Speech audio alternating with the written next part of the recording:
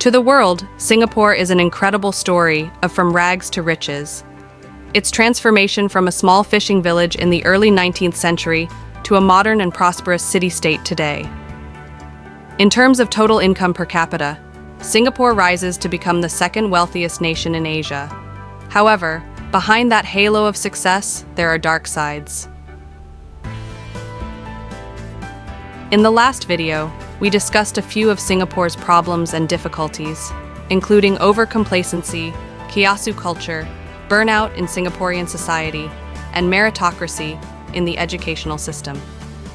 Today, let's continue to reveal the truth beneath the glitz and opulence of the most modern and expensive Lion Island nation with My Wonder channel. Don't forget to hit the subscribe and like button to continue watching other interesting videos of My Wonder channel in the near future. 4. It's getting crowded. The immigration dilemma. When Singapore separated from Malaysia, says Tan Kong Yam, an economist at the Lee Kuan Yew School of Public Policy, it was as if a brain had been deprived of its lungs and legs. An urban center with a hinterland became a country with none, depending on Malaysia for its water supply and on the outside world for its food. As a country, it was acutely short of space. One solution has been to add some. Since independence, Singapore has expanded by over 1/5, from 58,000 hectares, 224.5 square miles, to nearly 72,000, by filling in the sea with imported sand. Marina Bay Sands itself, a number of massive office blocks and a golf course are all on land that used to be sea.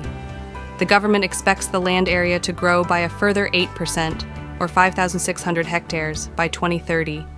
But there is a natural limit to this growth. Another option, to seek a hinterland elsewhere, has proved tricky. Wong Po Kam, an economist at the National University of Singapore's Business School, points out that Johor, the Malaysian state just over the strait, could be to Singapore what southern mainland China has been to Hong Kong, offering land and labor at far lower prices.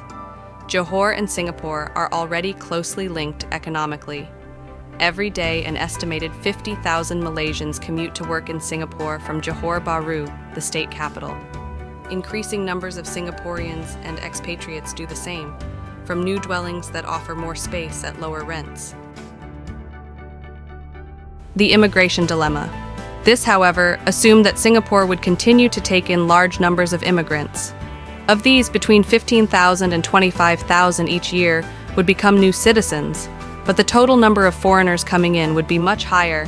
By 2030, the population of long-staying permanent residents would climb from about 500,000 now to around 600,000, and the number of non-resident foreign workers would increase from the present 1.6 meters to 2.5 meters, covering both the low-paid migrant workers who dominate the building industry, for example, and high-paid Western expats.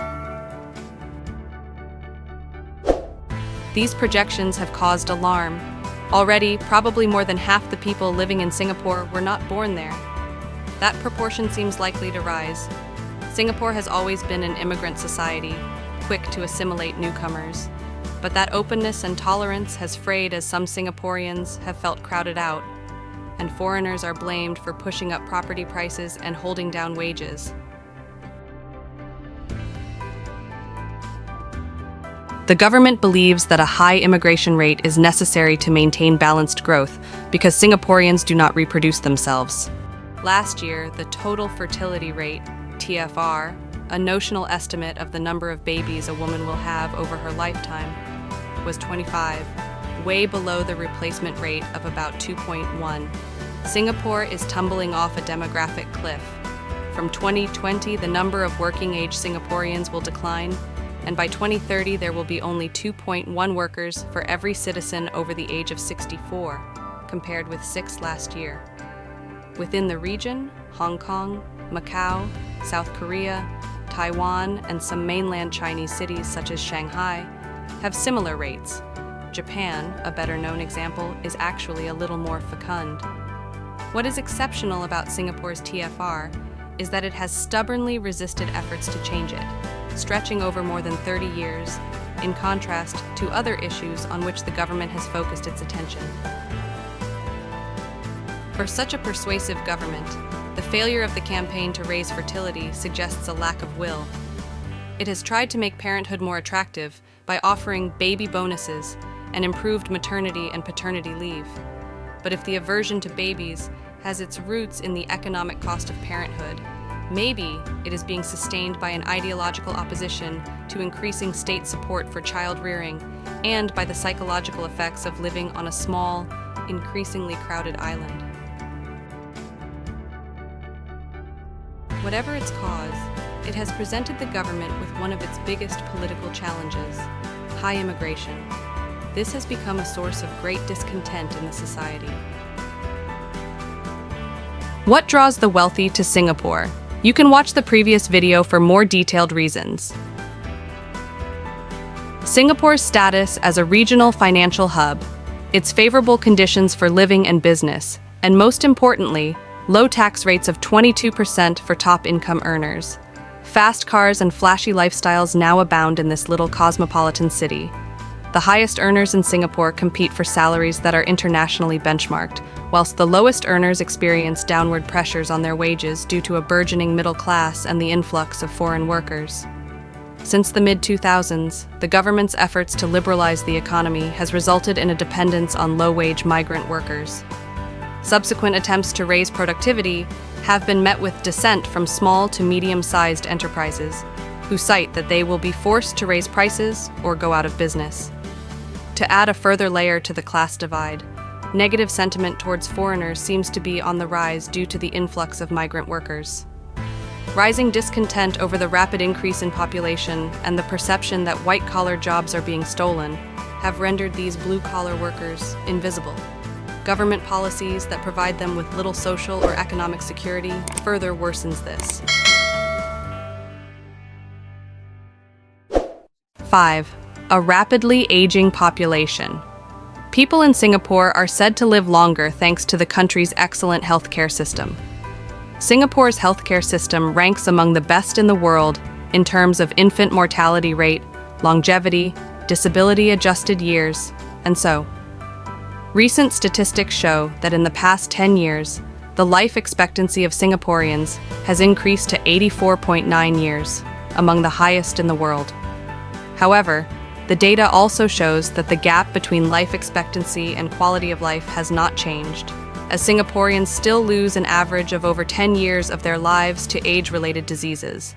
The proportion of citizens aged 65 and above in Singapore has increased from 11.7% in 2013 to 19.1% this year, according to the country's annual population in brief report released on September 29th.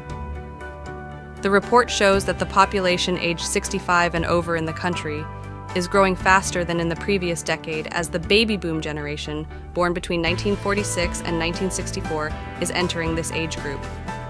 It is forecast that by 2030, Singapore will have about 25% of its population over 65 years old. According to the report, the median age of the citizen population also increased from 42.8 to 43 between June 2022 and June 2023. Singapore recorded 30,429 newborns in 2022, down 4% from 31,713 in 2021. The total fertility rate was at a historic low of 1.04 in 2022. An aging population poses many challenges for Singapore, including labor shortages and rising healthcare and social welfare costs.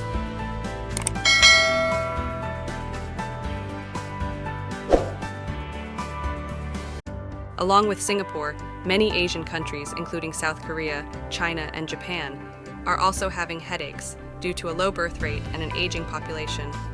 Most of these countries are having to maintain their labor resources by attracting more foreign workers through the immigration rules are relaxed. Population aging is a serious issue facing Singapore. To address these challenges, the Singapore government needs to continue to innovate and seek solutions to enable active aging as its population grows, implement effective policies to encourage fertility, attract foreign workers, and improve the healthcare system. Singapore is known for having one of the highest life expectancies in the world. This means that there is a large number of elderly people here, and some of them now feel that the PAP has failed to deliver on its promise that if they save a large portion of their income, they will be able to enjoy a comfortable retirement. Some elderly people are also starting to question the PAP's policies. In addition, many Singaporeans are also uncomfortable with the current large influx of immigrants. Along with the difficulties, population aging also creates opportunities, such as the development of healthcare services and products for the elderly.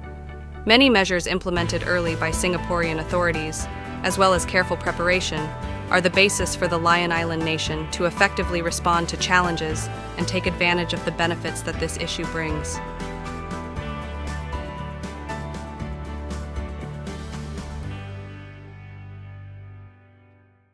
Today's video ends here.